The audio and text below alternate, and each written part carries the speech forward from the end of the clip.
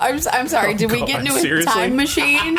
Are we like back in time now? It's the Newsies. All right. Back in time. So hi everyone. Cinema Psychos here. I just wanted to let you guys know that for Pittsburgh City Paper, we have been nominated for Best Local Podcast, and we are stoked. So, thank you guys all so much for everyone who nominated us, since we are one of the nominees. But now the cool part starts, and you can vote once a day until August 18th.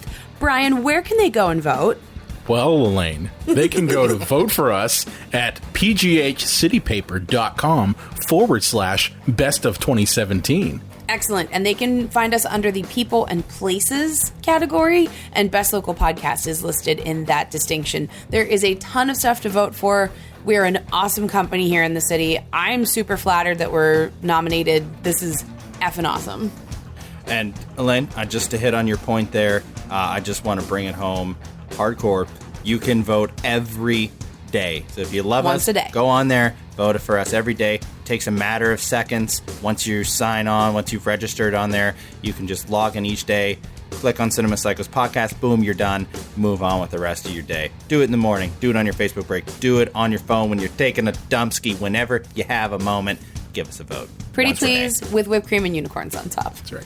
Again, you can vote for us at pghcitypaper.com/best of 2017. This will run until August 18th, so please go out there and vote for us. Winning things like this can basically grow our podcast and bring you guys the best possible content we can.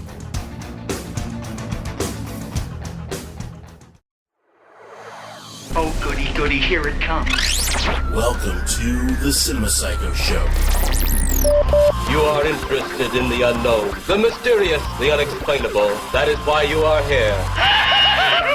Oh my God, don't stop now! With your hosts, Brian, John, and Elaine. Welcome to the Cinema Psycho Show, the madhouse for film freaks and film fans of all types. I'm your host, Brian Coddington, joined by my fellow co-hosts and filmmakers, John and Lane Woolscroft. Ooh, my prostate is tingling. Did somebody order a web slinger? Oh, God. Oh, wait, no. No, I should really get that checked out. The prostate's not supposed to tingle. I was going to say, like, if your prostate is tingling, get that fucker checked out. Let's be honest, though. What part of you isn't tingling at any given moment? Ooh, I don't know, my spirit, maybe. Yeah. Sometimes you make me tingle still. Aww. Every rare once in a while. See, now I get my prostate checked by a doctor. When I was a kid, it was just my Uncle Bud. You really had to go there? He did. He did have to go there. I don't want to apologize for you this early in the show. Yeah. Give me like 5 minutes to get warmed up. Oh, Mama's tired. I always do, don't I? Yeah, we're on episode 65. Yeah, we got there was a pause there. Card. Listen, once we start getting up that far, I have to think, 64? Counting, carry 5. the one. Yep, we're on 5. Yep, that's what I got. Layton, I think you said this last time. I think you get the AARP card like in your 50s now. Well, I keep making the joke because it's funny. It is. You do get it in your 50s. I know, I keep making the joke. You just don't know ARP. You don't know ARP. So episode 65.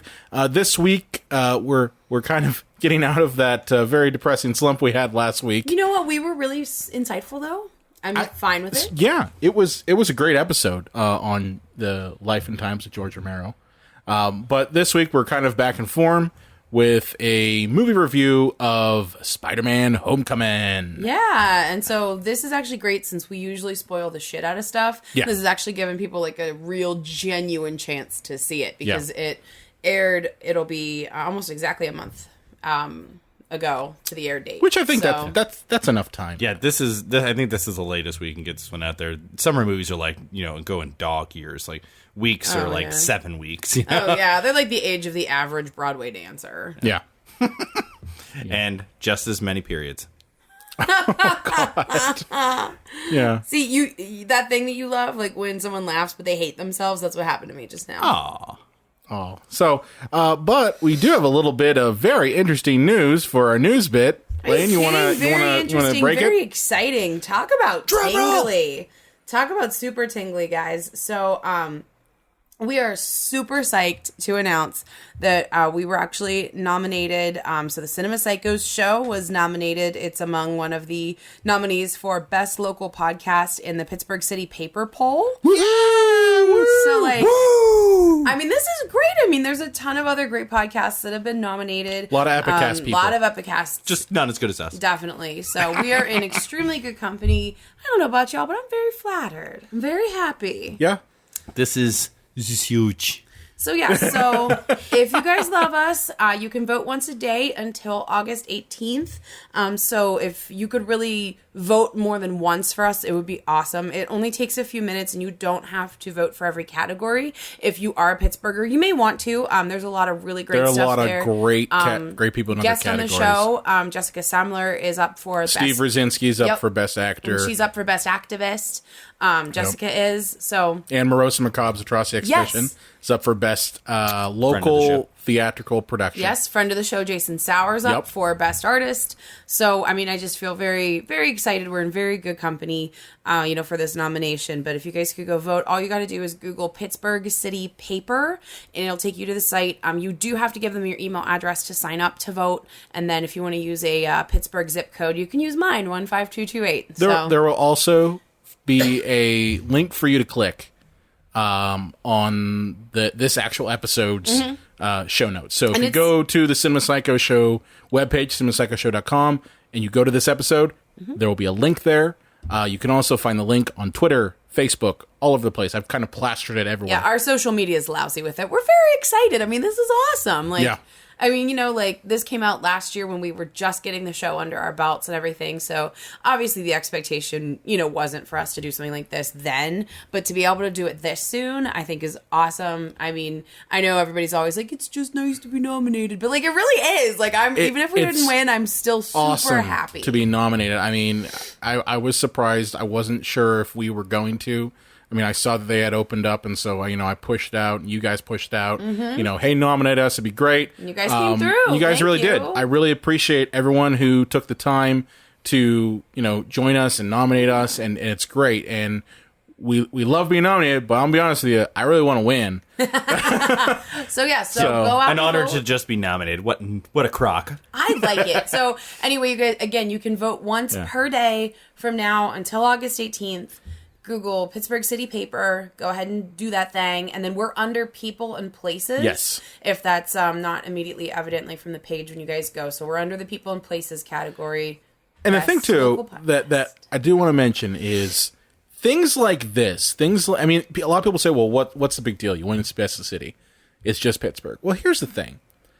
Getting that type of recognition for us, we've only been doing this for a little over a year. And getting that kind of recognition for us will help us, get bigger guests on the show. We can grow the podcast that way. We can even look at sponsorship because we can say, hey, we got this best in the city. That's really awesome. And chocolate fountain. We really want a chocolate fountain. We can get a chocolate fountain. Wait, I voted for clam chowder fountain. You guys never want to do what I want to do. Hey, barbecue sauce fountain. Ooh, we can maybe agree to disagree. Okay. And this is for you, the fans, this fountain, no matter what the food is. Nacho cheese fountain. No, but ranch fountain. But in all seriousness, winning things like this really do help us out. People who are just starting up and really starting to get big, this helps them. It helps us get our reach out, get to more audiences, and leads us to bigger and better things, and that's what we really want to bring to you guys, the fans, are the best possible content you could possibly get. Movie reviews, interviews, and film news that balances the line between vulgarity and critique. That's pretty much what we are. Well, because we love doing this, but let's be real. All three of us have a full-time job that pays the bills. Yeah, I would much rather do just this and have it somehow pay the bills. Same here. The more we can grow the podcast, the more content we can give you guys, and you'll be supporting independent media. Absolutely. And if we win, I will do the show naked. One time. Well, you've been giving out dick pics. Oh my God. Yes. He's been giving out the best dick pics.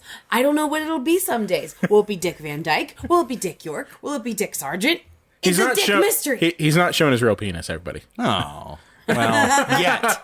Well, there's if we win, maybe I'll throw it on the internet. Oh, shit. That one listener that's like, well, I'm out. It's not a real dick. I'm out. Yeah. Okay. Well, okay. For John, will you make on the show right now a commitment that if we do win, you will throw a penis up? And that'd be yours. Okay, it's not going to be his because I don't co-sign on that. Oh, and that thing's legally half mine. Well, what is the point if it's not mine? You can Google penis. You can Google penis with any number of diseases on it. Yeah. Do you know my mom asked me this morning? She's like, I'm so mad at John. I haven't gotten a dick yet. And I'll give your mom my dick. And I'm literally so used to my life the way that it is that I knew immediately what she was talking about and didn't think twice about it. She was like, and right away she's like, oh, that didn't sound good. I was like, no, I knew what you meant. Well, I'll say right now on the show, Kathy, you can have my dick whenever you want it. Oh, come on. That's just so gross when you say it like that. That's some cheesy, softcore Lifetime porn right there. Poor mother. Level of shit.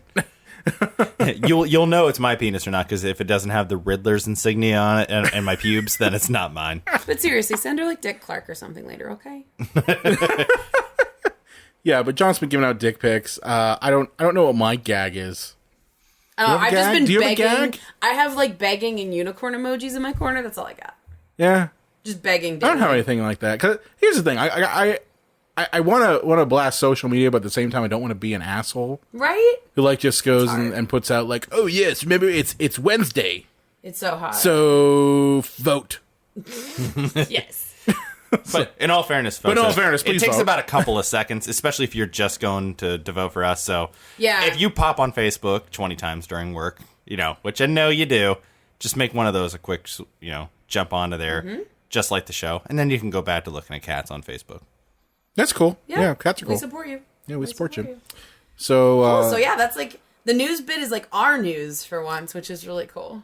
Yeah, That's great. It's very humble. I liked it. Whatever. Me too. Cool. So we'll throw it to one of our friends at the Epicast Network. Speaking of those guys, and when we come back, we will discuss Superman Homecoming. Oh crap! I said Superman Homecoming, not Spider-Man. I'm like, can you guys tell yet that I'm exhausted with superhero movies? You guys will get my opinion in a minute after this.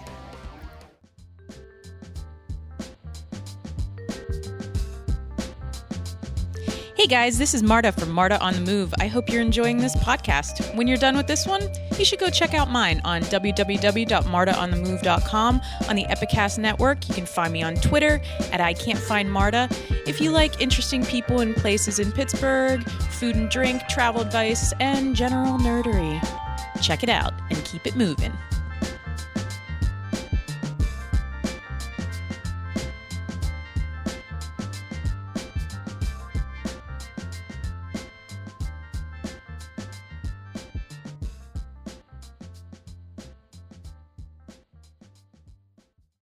And we're back. That was a message from our friends over at the Epicast Network, namely Marta on the Move, a fellow nominee for Best Local Podcast, Pittsburgh. But you don't have to vote for that show. You can just vote for us. I like that John needs to make that perfectly clear. Yeah, you're really going to make that perfectly clear. It's fine. Just because we plugged them doesn't mean we want you to vote for them. Okay?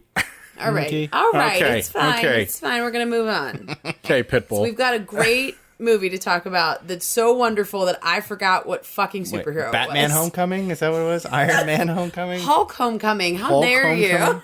Okay, so Hogan? I accidentally called it Superman a little bit ago. Sorry, guys. I was just saying to the dudes when the ad was on, I had no idea it even made a mistake. So you guys are going to get my opinion of this real fast. I'm tired of superhero movies. Well, I'm not having fun anymore. I posted a blog entry, and I've been trying to do this. Yeah, you've been crushing it with the blog. Good job for once the a blog, week, dude. usually on Wednesdays, and it's really just because we talk about so much in an episode that honestly sometimes we don't have any time to do it. We only have usually an hour. Yeah. That's kind of how long we do it. Unless don't really want to exhaust unless we're our doing an listeners. interview or something like that. Well, people don't realize we actually record typically for about 10 hours at a go, and then Brian chops it down to about an hour. That's not true. That's not true. People sometimes don't know how this works. Don't be like that. Honestly, I don't edit a whole lot. Yeah, a lot of what exactly. you're getting is unfulfiltered Pure, and raw. unadulterated greatness. I mean, in the event that one of us accidentally makes some sort of comment that I'm just like, yep, that's not going to work. That's not a thing. Usually imagine I who's can't usually imagine guilty who of in the that. room would do that. Look, so maybe I went after a certain newer religion on the block, and you guys had to cut it out of the show. You were relentless. Yeah, you were. But yeah, no, I mean, this is basically what you get. I just don't want people to think that we do that. Though I've heard of some podcasts that take like a weekend and they just like nose to the grindstone, do like 12 episodes in 24 hours. That's crazy. I don't know how you have the stamina. We've tried doing 2 episodes in a night. Well, we do it after work. And honestly, that's kind of tough. After working for 8 hours and then having to have this much personality, that's tiring. Yeah. When you got all this going on. But the point is that, you know, I've been putting out blog posts once a week on Wednesdays, and this week's, well, technically this comes out on Sunday, so it'll be last week's blog post was about superhero movies, 5 reasons why they are failing and ways to fix it. Okay? I like that you offer the fix. Oh, yeah, and honestly, instead that of just like this blows. I explained that, you know, in the article. I don't like it when, and I'm guilty of doing this, when you just list what's wrong, and then you ask for nothing to really kind of help. Mm-hmm. I love superhero movies. I'll be the first one to defend them. But at the same time, I think they can get back on track by fixing a couple things. Mm-hmm. And, you know, I'll be honest with you, Spider-Man is kind of guilty of some of those things. At least for me, I felt. I mean, I watched it recently, same like you guys, and there was a lot I liked, and there was a lot I was like, fuck Marvel, why? Well, once again with Marvel, it was all right. You know, how many times did we say that? Saw a Marvel movie, it was all right, you know? And we say it in that exact tone, like, oh, like, it didn't disappoint me like I thought it would. It was bad. You know, and I think, like, in this case, and we've talked about this a number of times because we do tend to talk about this sort of thing a lot, but I feel like superhero movies now have just become a product, and it's its own sort of film where I have a certain set of expectations and it fills a certain number of parameters. There's nothing surprising or touching or interesting about them anymore. Like, was the movie fine? Like, yeah, it wasn't here's horrible. the other thing too. Is there anything that shakes the genre? Yeah. And there isn't. And honestly, there hasn't been anything, in my opinion, that has shaken the genre. You could make the argument Logan does, but I think Logan is its own beast. I don't think it's even in the remote realm of superhero. I think Dark Knight is honestly the last time we had a superhero movie that I would say Logan and shakes the genre. Before that, yeah. But you know, I feel like we are so saturated now with a superhero movie, though. Yeah. If you think about 2008 when The Dark Knight came out, there were so many movies that we didn't have yet. I mean, these Marvel things didn't get really cooking until like 2011. Yep. You know, so I mean, you don't have this exhaustive Marvel universe when you look at something like The Dark Knight. To me, The Dark Knight is also a movie. It's also a film. It's a self-contained story. But I think when we talk what are those? about That's the thing. Right. But I think when we talk about a movie or we talk about a superhero movie, those are two different things. Yeah. Because to me, they're not the same. Right. And like this to me wasn't a movie. It was it just feels so corporate, and it feels like it's just being shoved down my throat. Like, you like this? Look how funny it is. Look how quirky it is. Oh, look, Tony Stark is like almost hugging the dude, but he's being a dick. Like, you know, I don't know. I don't know. I didn't have fun anymore. Yeah. You know? I think we're getting kind of ahead of ourselves. One of you guys want to give us a summary? John, that's kind of your thing. All right. Well, so, yeah, this is the first outing of the third reboot of Spider-Man. Well, second reboot, I guess, because you can't technically call the Tobey Maguire one a reboot. That was the first boot. Well, technically, that was a reboot of a 1970s of a comic movie. Yeah. Boot. Yeah. Pre-boot. But yeah, so this is our third Spider-Man in a decade-ish. Decade-ish. Yeah. So, you know, we're following up the Spider-Man appearance in Civil War, which is another Marvel movie, which I'm not going to recap that one, but apparently, you know, there's Marvel, an episode on that. Yeah, there's an episode on that, so go check it out, and then look at all of our other amazing episodes, or listen to, rather. You're not and then vote for our show, Pittsburgh City Paper. But, you know, it picks up kind of roughly where that left off, and Tony Stark is mentoring Peter Parker, who's fooling his Aunt May into thinking he's got a scholarship, and instead he's just hanging out with a creepy billionaire without Stark Industries intern, right? Yes, a Stark internship. Yeah, without his aunt really knowing what he's up to, which, you know, this it's not weird. It's not weird Not at all.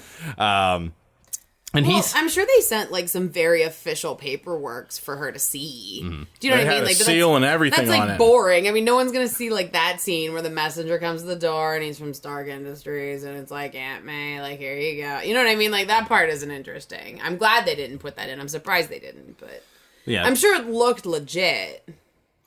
But, Peter is, a frustrated high school student, as he usually is at the beginning of these movies. And he's not getting the work from Tony Stark that he wants because Tony Stark's like, oh, yeah, you're a 15-year-old kid and maybe I shouldn't be putting you in mortal danger to just placate my ego. Yeah.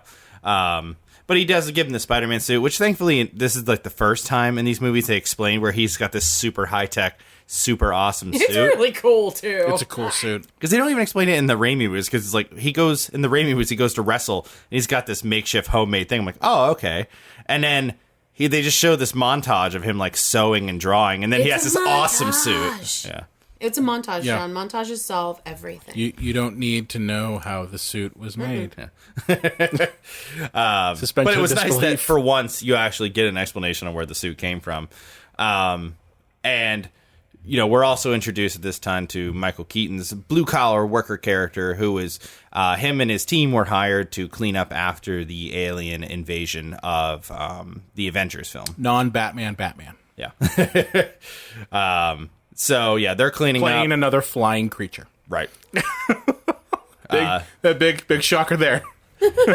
Tony Stark's people come in and basically say, yeah, we're taking over here because we want the alien technology, even though we're basically responsible for these aliens being here in the first place. So, obviously, Michael Keaton does not take this very well and decides in matter of moments, he's going to become a supervillain. They steal a bunch of the alien technology. He creates a flying suit because, why not? With that kind of intellect, why is he doing that job? Shouldn't he have like a degree from MIT? I don't think he built it. Robotics. I don't think he built it.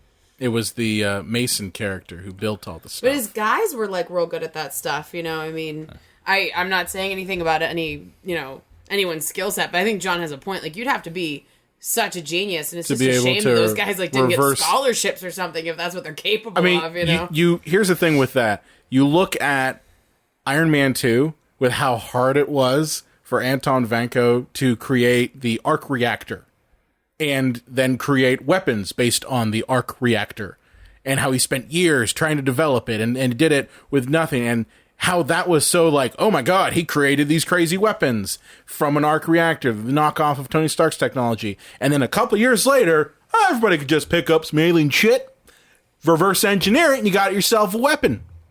That part just was like, meanwhile, we don't have cancer from touching it. Yes. Yeah, and I'm in no way saying that if you work with your hands that you're not smart. Like, that's not what I'm saying. I just think that they didn't make enough of like a story there as to how these like normal people were making this incredibly high end, like very crazy alien hybrid with our technology shit. Right. You would think that would, I mean, they did say that it was like 8 years later from the time when, Michael Keaton decides to become an evil villain. It doesn't add up, by the way.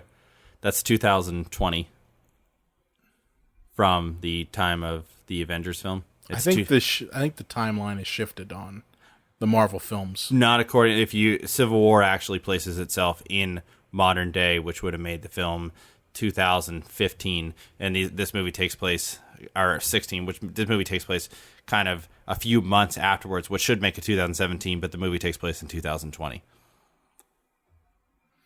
Yep, I got nothing. I love it. Because they don't care. I got nothing. They don't care. So it's funny. There was actually a article about this very, very recently. About the timing? That put them in order. So it put them in order, like in their chronological order. Yeah. So let's see if you're right, John, because they had it here. Because with the idea, this article was like, so you can binge them all. Like, no, that's crazy. Okay, yeah, maybe when you only had 5 most of them, movies. just not Iron Man 2. So wait a second. So it doesn't give the year. Damn, this is a different article. Anyway, than the one I was reading before. But anyway, it's interesting. You guys should the point is that the timeline for these movies are fucked up.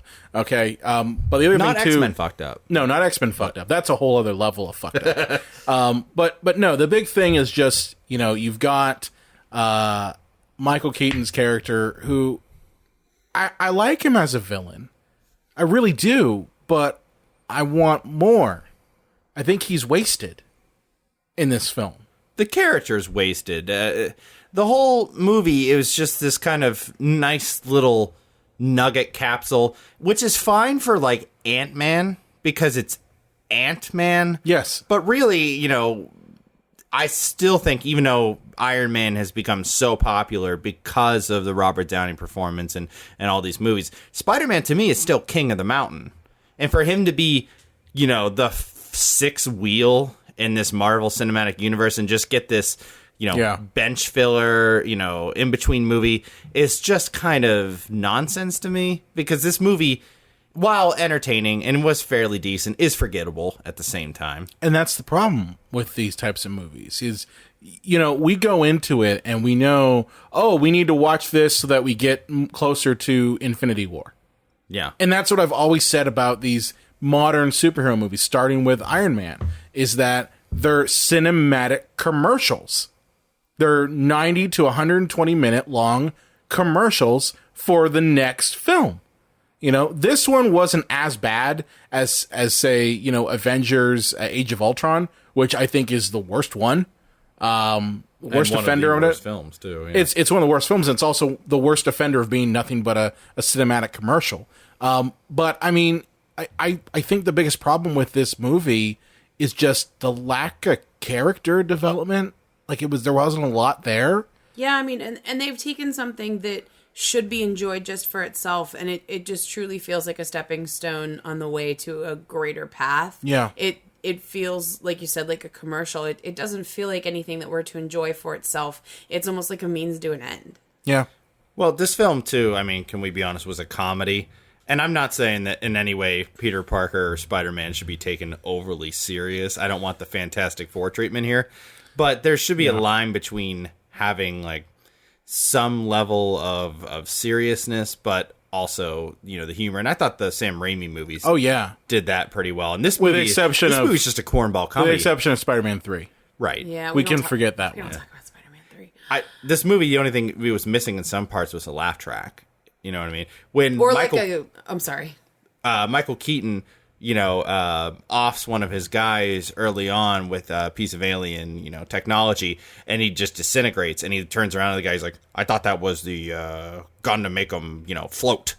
And it's like, oh, you killed someone, but you didn't mean to because you thought it was a different weapon. Like, I thought there should have been a laugh track there, and then a freeze frame, executive producer, Or even just have him, mug at the camera, like Jim on The Office. Here's the thing, too. Okay, he's supposed to be a villain based on circumstance.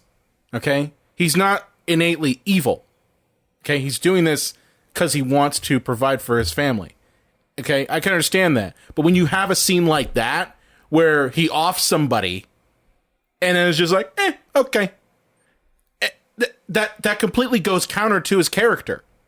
Or the character that they've shown us so far. I mean, if he's evil, that's fine. I like a little bit of evil. I can get on board with that, but you have to give me reasons and you have to be consistent. Right. Well, I think he was actually kind of a refreshing villain in the sense that you understood his motives, and his motives weren't, I want to shoot a laser in the sky and blow up the world. Like 95% of it. It's a heist movie, His reasons weren't just chaos for the sake of chaos. Because basically, as a quick nutshell of the synopsis of the film, like, he wants to use his technology that he has to rob Tony Stark. Because Tony Stark is leaving the Avengers building for, like, a new Avengers compound.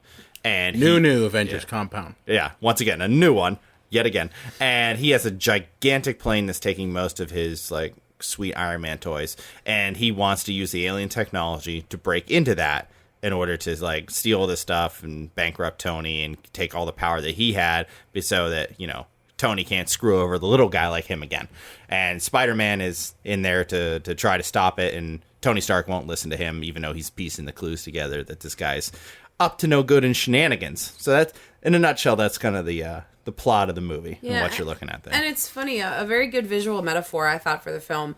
There's a sight gag on several occasions where Iron Man comes to directly confront Peter Parker in some kind of situation. And the first time it happens, Peter's like, oh, I'm sorry you came out all this way, or, however he says. But it turns out like, oh, there isn't actually a Tony Stark in the suit. He sent one remotely, and, Tony's off like globe-trotting or something. Yeah, like doing something else. That's kind of how this movie felt. It felt like it was a hollow shell just sent to us that had no real heart, that had no real reason to be there. Elaine, I'm starting to get a sense that you hated this movie. I didn't hate it. I mean, we can talk about that a lot. I mean, there's times where I've thought, like, there was nothing good about a movie in your eyes, but I mean, like, it wouldn't be fun if I was just like, I liked it and I ate popcorn and my Frappuccino was nice and frosty. Like, I mean... Frappuccino? I had a Frappuccino. You're drinking Frappuccinos in the theater? There was a Starbucks in the movie theater. Don't judge my life. Get a cherry Coke like the rest of us. I don't like cherry Coke. Or icy. Not. You gotta get an icy. Oh, an icy. Oh, if they made coffee ices, like with the caffeine in them, that'd be amazing. Get off your high horse. I don't like sugar as much as you do, fuckface. Get off that horse. But I mean, come on. Like, that was a good metaphor. Like, it was like hollow and didn't really have the I don't soul think in it's it. necessarily hollow. I just think it's rushed. Like, the whole thing felt like, okay, we finally got the property for Spider-Man. It took us a long-ass time, and it leaked that we had it. So what are we going to do? And we're hit with this opportunity. How do we make this work? So I credit them for doing something slightly different. Okay, they could have very easily done the origin story. I'm so glad. I'm glad they didn't do that, because I'm sick and tired of seeing every superhero that comes out. We get 3/4 of the movie is origin story, and then we finally get them right in the last half hour. Right. So I'm going to disagree with you guys on that one. You felt that this was an origin story? No, I felt that the origin story for Spider-Man especially is absolutely needed, because his entire basis... But how many times have we seen it? But the entire basis of his character is built on, with great power becomes great responsibility, and the thing that he has to battle with that as being a hero and being an ordinary man and dealing with the loss of Uncle Ben. That is the entire foundation of who Peter Parker and Spider-Man are. And if you take that out of the equation, he's a hollow shell of what Spider-Man is supposed to be. Here's my solution for that, John, okay? Yeah. It's very easy to have a flashback to those moments. It's very easy to pepper those moments in. You don't need to spend 3/4 of the movie on it. And that's the problem. I'm going to call the show out on that one. I'm sorry to interrupt you. But all we did was shit on Zack Snyder for spending 5 minutes showing the Waynes being killed, including me. I didn't want to see that. I didn't either. I didn't need to see the... But you just said they could just do a quick flashback of it, and we just shit on Zack Snyder for doing that, so we want to have our cake and eat it too. I don't want to have my cake and eat it too, okay? What I said was that I don't want any backstory in reference to the origin story in this movie. But if you're telling me that it's important to have it, okay, fine. Throw in a flashback or two. But and honestly, the way that Zack Snyder did that opening was fucking ridiculous. It was Snyder-ish. Okay? It was Snyder-esque to the nth degree. Okay? It was fucking stupid. Okay? But if you're... I'm sorry. I'm angry about it. You're right. But if we're gonna really nitpick this thing, I'm fine with the fact they didn't have the origin story, because not every comic book that you get automatically has the origin story. It picks up in somewhere in the career of that superhero dealing with a specific conflict that superhero is dealing with. It's okay to reference it. It's okay to mention it. But I don't think you necessarily have to, for the first movie in a franchise, always have to default to that. You don't see Bond movies doing that. You never go back to the first James Bond movie and go, okay, well, I want to see how he became Bond. Why don't we get trainee Bond? We enter... Casino Royale did that. Though. Right. Casino Royale did that because that had never been done before. That was the first time. Okay, great. But every Bond movie before that, you didn't see trainee Bond come in. It was always somewhere in the career of that hero. And I think that we need to return to that. There's so many great stories out there. And I don't think you can look at Spider-Man in a vacuum, because this is the third iteration in a decade of this certain franchise. Another origin story would have been utterly exhausting. It has been done. I understand that the origin is important to the character, but at that point, why even make a film if you're just going to continue with exactly what has come before it? Yeah. I didn't need an origin story. I didn't want one, and I'm glad we didn't get it. Because if you insist on the origin story for every time you present a character, you get like the ludicrous bullshit of, Batman drinking heavily and brooding over his dead parents. And I mean, well, that's later Batman. Not that Early you shouldn't. Batman doesn't drink. Not that you. That's what I'm saying. But in this movie, he did. I'm talking about Batman v Superman when you have the flashback to his parents dying, and like I'm not saying like you shouldn't be sad about dead parents. That's not my point. It's just that it's a Batman movie, so of course we have to see Thomas and Martha. I just think that these characters have so many other stories to pull from that equally could give as much weight. In Batman v Superman, I would have loved it if we had a death in the family reference. I mean, we did get a little bit of it, but instead of, say, I don't know, the Batman's parents getting killed in the first 5 minutes of it, what if we had Joker kills Robin? And that affects Batman too. Because it does. And it's a different story. It's a different story. We haven't seen it before. That would have been cool. So that would have been really cool. There's other moments in these superheroes' lives that we could easily pull from. And I like the fact that we didn't have to go to the origin on this one. Well, I mean, that's difficult in and of itself. And I mean, not to get too sidetracked by Batman v Superman, but there is a shot where he is in the Batcave, and there is Jason Todd's Robin uniform. It has "ha ha ha" written all over it. Yeah. And Brian, you and I know what that's a reference to, but the majority of people that want to go see one of these movies have no idea. Right, but that's what I'm saying. I don't think that you should just assume that everyone has read, tons and tons of the source material. I don't, and I don't expect everyone to see the source material. What I'm saying is that, we're so easy to dive into the origin because it's an easy sell. Okay, the superhero has to start somewhere. It's an easy thing to do. Okay, first movie out the gate with this new actor or this new plot. Let's go do the origin. That's easy. It's honestly lazy writing, in my opinion, because it doesn't break any new ground. The only thing you're doing is showing what we've already seen before in a different way. How many times can you see Thomas and Martha Wayne get killed? That's kind of the problem. But if you went another direction and said, okay, let's look at Batman, for instance. What else can we pull from him? What shit has he gone through that hasn't been explored yet? And there are so many comic books and graphic novels out there that you could very easily pull from. And I think if, I don't know, you had a scene of Batman and Robin, and they're, Batman finds Robin and he's getting the shit kicked out of him by the Joker. Hell, that's all the reference I need. I don't need to have anything more explained to me. I can see that and go, wow, that really affected him. And maybe that would affect how he views partnerships with Superman and Wonder Woman and all these other characters that we're supposed to see later in the other movies. So you don't have to go origin. It's easy. And it's lazy, in my opinion. And you don't always have to go with source material necessarily. I mean, that's what's really making these things feel stale. I think when you can give homage to what's come before, if it can be done in a good way, if you have like more of an authorship with something like this, and I know it's just a superhero movie, but still, you don't have to necessarily have any real reference point. There can be, if they're just going to keep fucking making these movies, like, I think it's interesting that we now have a Spider-Man where Uncle Ben wasn't mentioned at all. And as John said, I mean, it is a paramount part of the character. Was it a mistake to exclude him? I don't know. But it's a different story, and it's a different aspect to this character that we haven't explored. Yeah.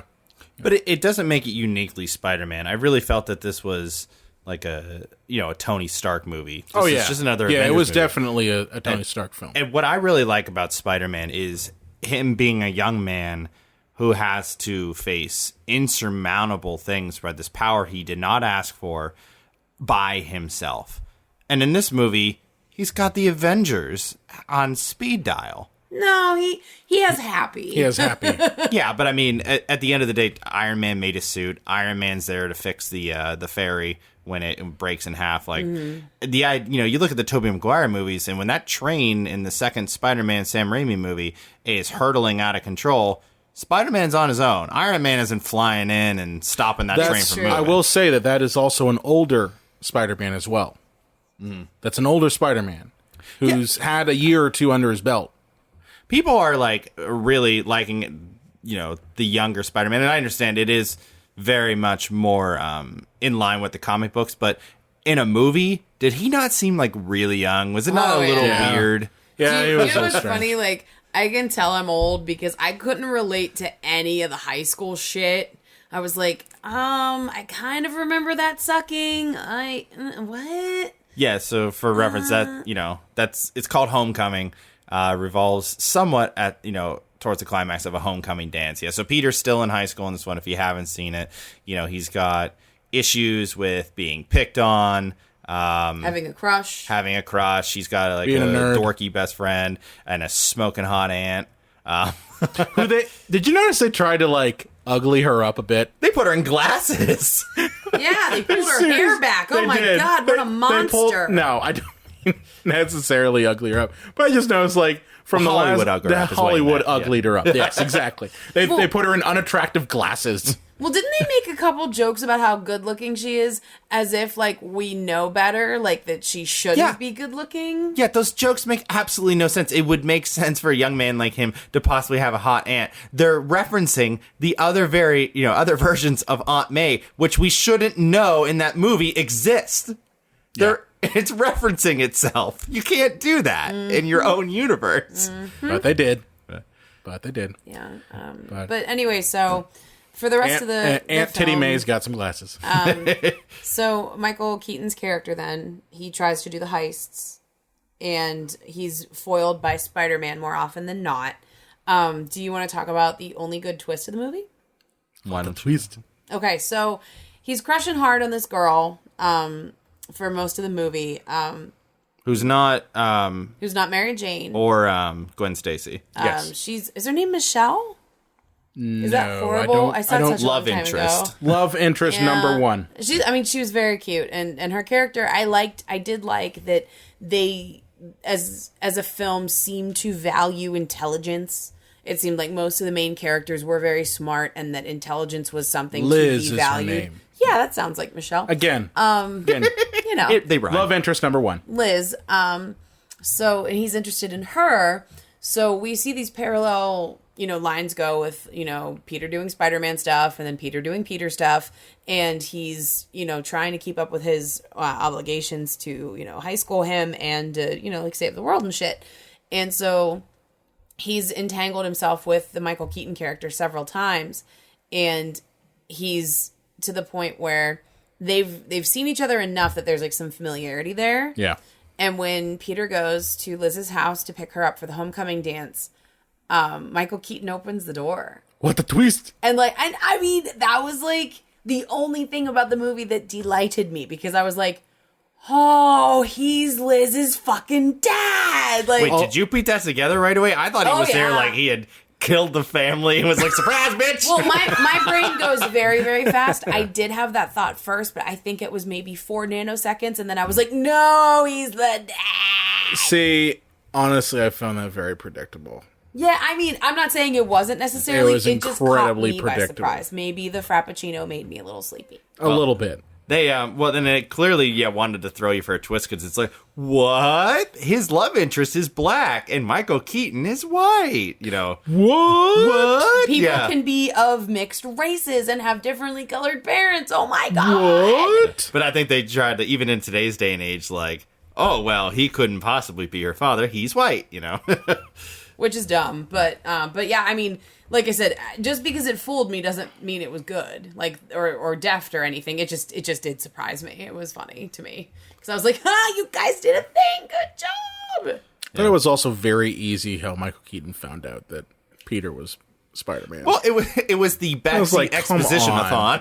Oh my god, Like, that was so, a you really weren't- long scene. So you weren't in the elevator? Yeah. Oh, okay. Yeah. So what do you think You of weren't that? around when Spider-Man saved us, who happens to be the same height as you, and who happens to be in Washington, D.C. when we were there. It was so weird, Pete. Yeah, weird, Pete. I wish all of our listeners could know that John did Michael Keaton eyebrows while he did the Michael Keaton impression. I feel like that's really important for Yins to know. Better stay away from my daughter.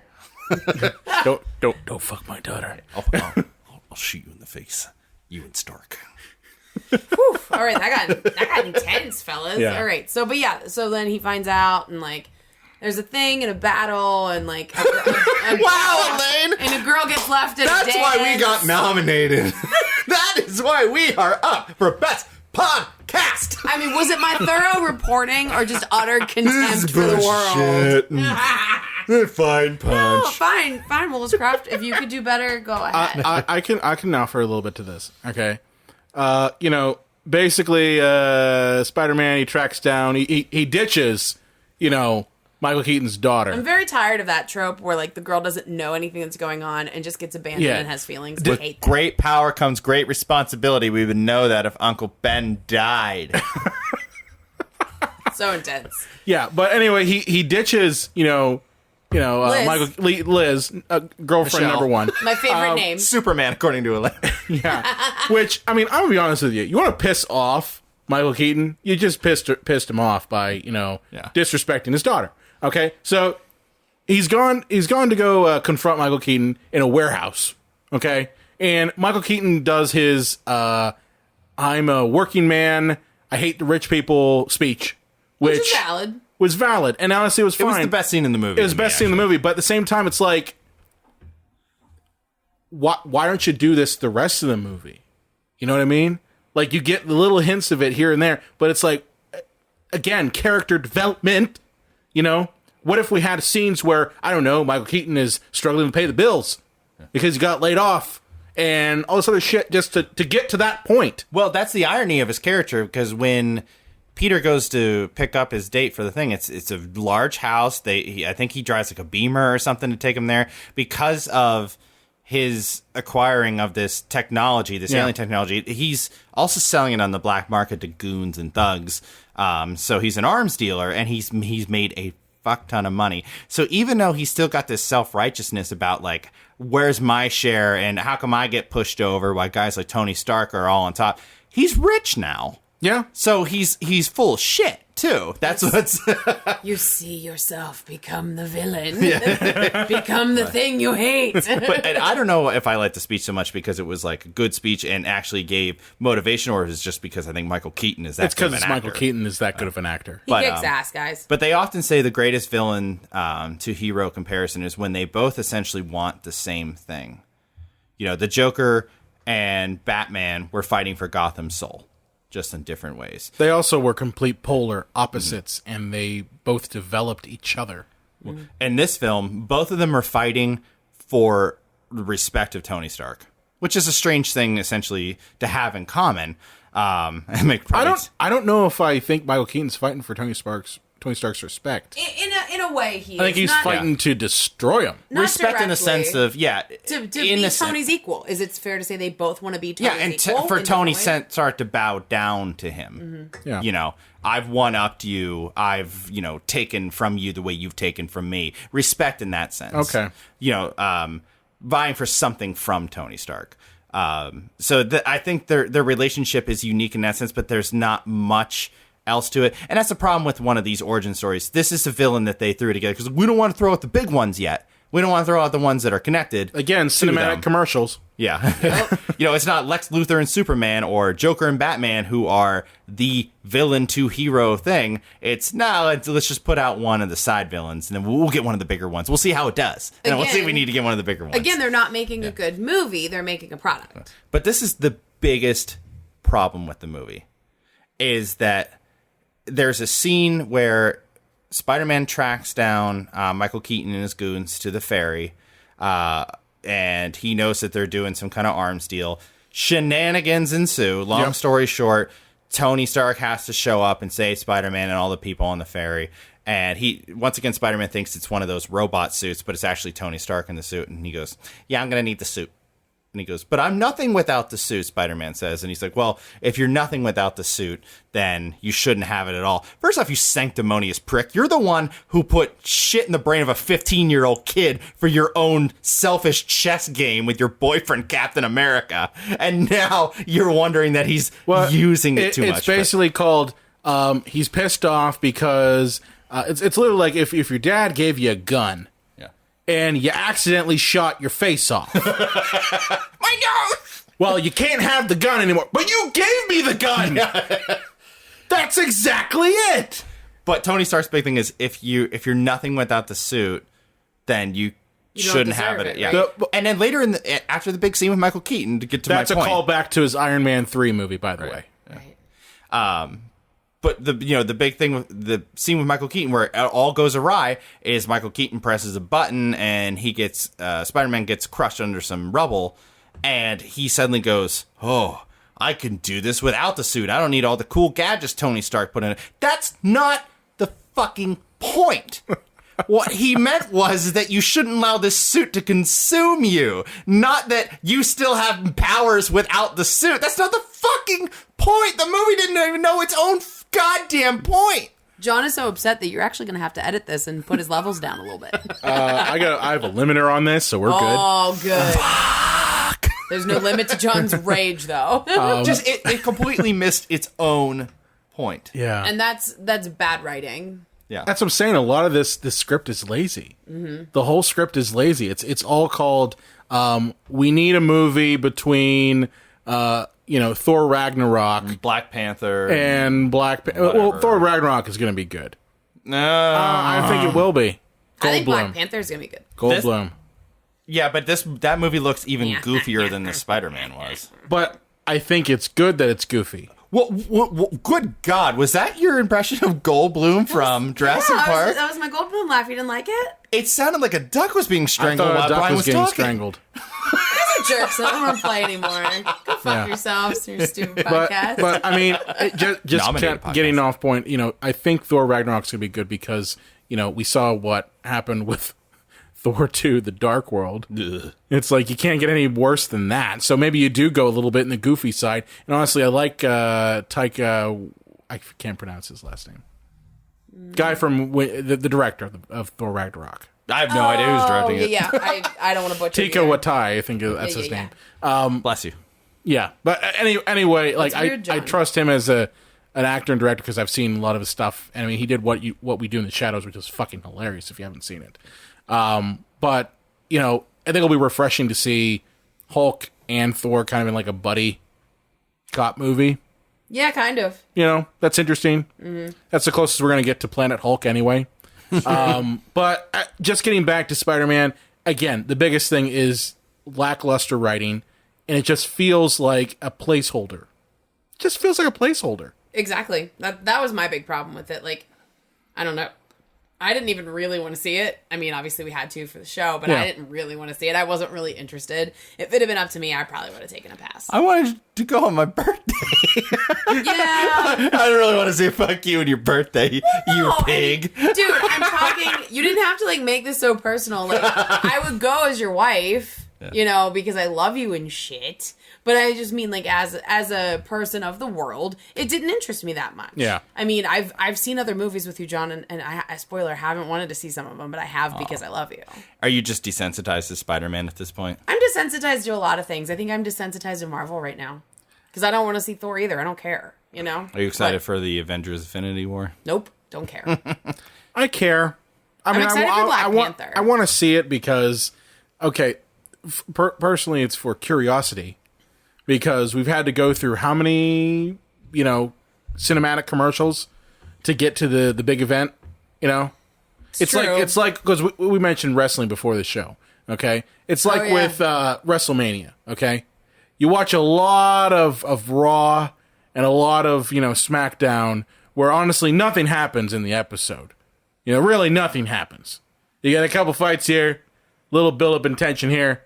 But nothing actually happens until you get to the pay-per-view.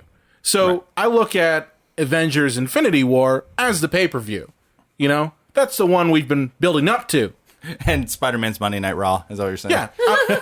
I think Spider-Man would be a SmackDown. He would be SmackDown. Civil War's Monday Night Raw, right? Yeah. Absolutely. Anything Captain America is Monday Night Raw. So Guardians of the Galaxy is kind of debatable whether that's Monday Night Raw either. That's the very rarely seen anymore Saturday night main event. Oh. They used to be on all the time on NBC, but now they just every once in a while. Yeah, but I mean, I'll see it because one, the podcast will probably dictate we see it, and then two, it's the main event. Mm-hmm. Got to see the main event. Yeah. So. Yeah. But fucking Spider-Man. I felt that they also the female love interest in this movie really kind of got the emotional shaft. She spends the entire movie being crapped on by Peter Parker, then only to find out that her dad is a crazy person. They lose all of their money, and her dad's going to jail, and Peter's just kind of, he's like, well, sorry. And she leaves. And doesn't she have to move from New York City to, like... Oregon. Yeah, across the country. Like, AKA out of the Marvel universe. Yes. So far away. Like, yes. And then we get the kind of the Dark Knight Rises kind of what a twist ending of it's, I'm going to go by my other name, Mary Jane. Oh, yeah, Zendaya's character. Yeah, and so we get introduced to Mary Jane at the end. It's funny you guys are like, I don't need an origin story. This whole movie was an origin story. Her name was Michelle. Just without Uncle Ben in it. This is still an origin story. Well, he didn't discover his powers in this one. That would be his origin as far as I'm concerned. This is more like a year number 2. Right. Like, Batman year 1. Yeah. This is Batman year 2. Totally. Or Spider-Man year 2. And then at the very end, Peter gets the suit back, and Aunt Titty sees him in the suit. Yeah, which I thought was kind of Aunt May. Strange. No, it's Aunt Titty. Aunt Titty. Yeah. Aunt Titty. Not yet. Remember, Kate Upton plays her next, and then a CGI titty. Okay, gotcha. Yeah, which I thought was kind of strange, and it was just kind of a yakety schmackety bee ending. Well, I mean, a big part of these sorts of things, even as far back as I can remember, some of my favorite, not franchises, but like some of my favorite shows or movies, there's always that aspect of the secret identity. And, when you're young, like having a secret or feeling like nobody understands you, I mean, those are really, prominent things that you really strongly relate to. Mm-hmm. But again, like, if we have this different story, what would it be like to be a superhero, but like your parents are like fucking cool with it, Like, I don't know. It reminds me a lot of when Buffy's mom finds out she's the Slayer in Buffy, and how spoiler alert, but that and how that changes, her relationship with her mom, her relationship with herself, and and kind of muddling too through some of like the cluelessness that would be there, when her mom's like, how'd the slaying go, like, I killed the vampires, like, just like it's awkward to them, and like it's interesting to see that aspect. So I don't know, I'd be curious to see how they handle it now that, obviously Aunt May knows that he's Spider-Man now. I think, honestly, like, once people start to know the secret identity of the superhero, the mystique's gone. You know? I mean... Like, one of the biggest criticism I have with The Flash, and I love the show The Flash. Okay. Love it. But everyone knows that Barry Allen is the Flash. Okay. His secret, how there's even a quote-unquote secret... is ridiculous, because every person knows it's him. Right. Captain Cold knows that the Flash is Barry Allen. Okay, even Joe West's kind of girlfriend knows that the Flash is Barry Allen. It's like everybody knows the Flash is Barry Allen. So why do you even have a fucking secret identity then? Because you have no problem just explain the secret. And the same goes with Arrow. Everybody knows that Oliver Queen is the Arrow. Yeah, but I mean, if you're going by Marvel Cinematic Universe, everybody fucking knows that Iron Man is Tony Stark.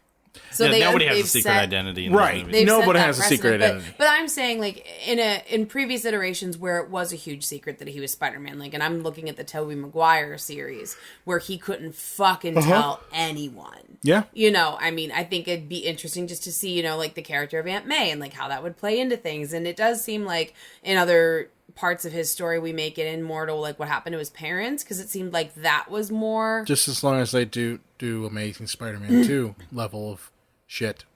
I mean... Well, Aunt May, in my opinion, it's never clearly stated, but in the Tobey Maguire movies, Aunt May in the second movie knows he's Spider-Man. She just doesn't say anything? Yeah, that speech when she's cleaning out the house and stuff. It's like, there's a hero in all of us. Like, she's basically saying, I know you're Spider-Man. Be safe out there. Thanks for saving me from falling off the bank. Yeah. Interesting. Yeah. But, I thought that was also just done as like a joke, an end cap, and like this movie had no gravitas about anything. And I mean, this is Spider-Man. How did the main event go to this secondary character who's being quipped at by Tony Stark? The reason is because the main event in the Marvel Cinematic Universe is Iron Man. Who That's basically what it they is. flipped roles. Like Iron Man in the comic book world is where Spider-Man is in the movie world. They've completely flipped the script. Yeah. Because I remember, were you guys were like, Iron Man? They're making a movie of Iron Man? That's exactly what I said. And then I saw Iron Man. I was like, whoa. Yeah. Holy shit. I mean, they've made a lot of changes. Not all of them were necessarily good. I hate it when a comic book movie takes itself too seriously. I feel like this, like you said, John, it was maybe a little too light, a little too quippy. They did some very serious stuff almost as a punchline. Mm-hmm. So, yeah. Well, Elaine, did you like the non-gay scare moment in the movie? The non-gay scare moment?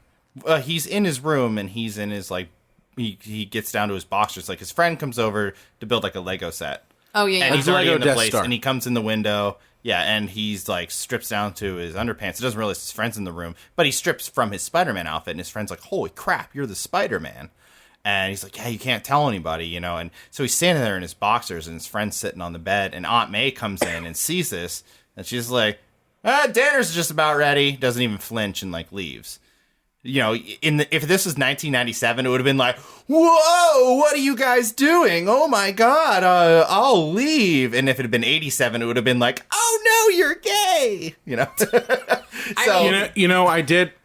It's interesting you mention that. I did kind of wonder. I'm like, dare not mention anything about that. I'm glad they didn't make a joke about it because people's sexuality isn't a joke or a punchline. Well, I think that's what the movie was trying to say is that somebody like Aunt May, who's this hip, cool aunt, wouldn't really give a crap if they were doing gay things in the room, whatever, Yeah. So I don't know. I thought that was neat. I thought you would have an opinion. Yeah, I mean, I'm glad they didn't make a joke out of it, but I mean, that's sort of like good job for not good job for not being a dick. Good job for not kicking a dog with only 3 legs. I mean, I can't really celebrate anybody too much for that. Yeah. You know what I'm saying? That's literally the least you could do. The least you could do is not kick a dog when it only has 3 legs. Do you know what I'm saying? Yeah.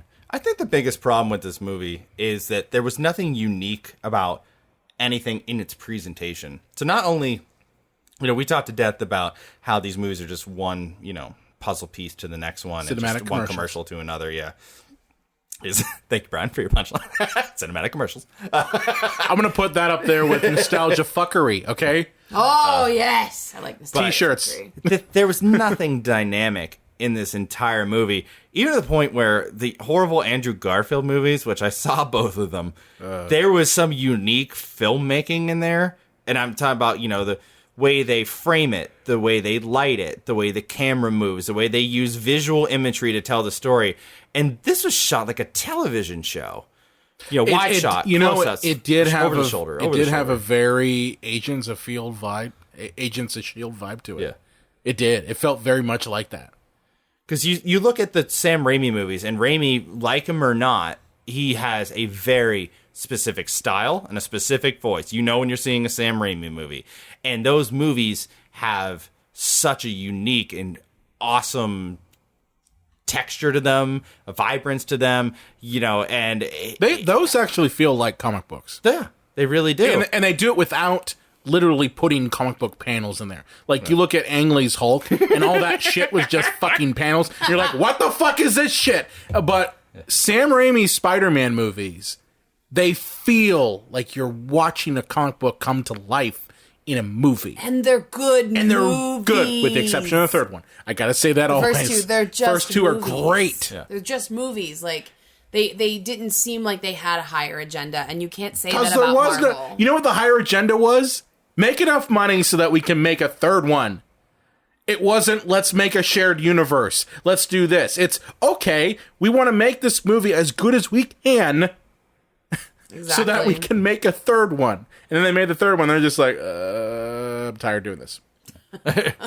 I mean, part of me does appreciate the extended universe because that's what comic books really are. Yeah. They always continue. They do overlap. Iron Man visits Captain America. Wolverine visits Spider-Man. Now they never will because Fox will never give the rights to the X-Men. But in this world, but these people are existing in each other's universes, and the consequences of what happens in one of their stories has effects on the others.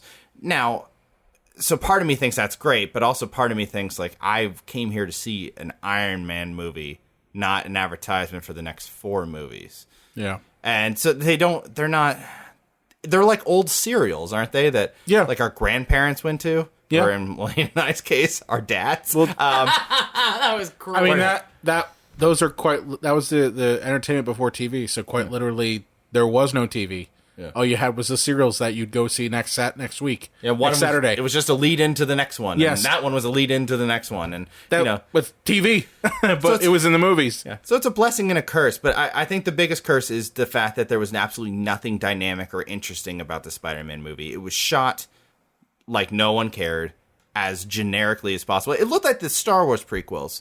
Oh, wide shot, medium, over the shoulder conversation. Move on to the next scene. And that's what this movie was. There was nothing dynamic or unique to it.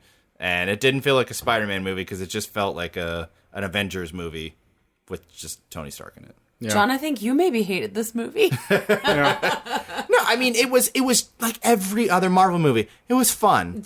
It was just white noise. It was easily digestible.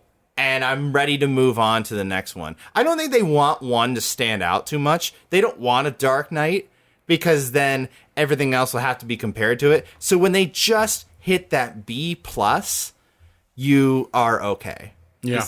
They don't even want an A-. They just want a consistent line of B+. So you just want the next one. They want an A with only the Avengers. Yeah. That's it. As long as they hit a home run on the Avengers and by extension Captain America, then they're good. That's it. That's all they care about. That's literally all there is to it. But yeah, we could talk about this shit literally till the cows come home. And then talk about the cow. And then talk about the cows. Can't hold a candle to Logan. Sorry, Spider-Man. Nope. Bye. So, Elaine, where can they find you at on Twitter? You can find me on LA_Croft on the Twitter machine. John? You can also find me at LA_Croft if you want to talk about the horrible things that I say. Mixing it up. Going after me instead of Brian. I mean, I appreciate the originality. The Unreal J Wolves. Okay. And you can find me at Brian Coddington on Twitter. Do you also run the Cinema Psycho Show? Yes, podcast I do. Twitter? Okay. I do. Be sure to like us on Facebook, Twitter, Instagram, Google+, at Psycho Show. You can also find us on the Epicast Network at epicastnetwork.com. If you have a favorite movie or question, or you want to talk about Spider-Man with us, you can contact us at cinemapsychoshow.com.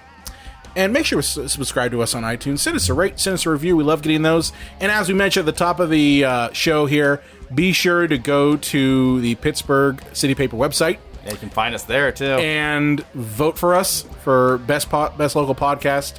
It really helps us out, and we really want to win. It would mean a lot to us, and yeah, that's what I got. So subscribe to us and catch a new episode available every Sunday. Vote or die. It's that serious. Pop down.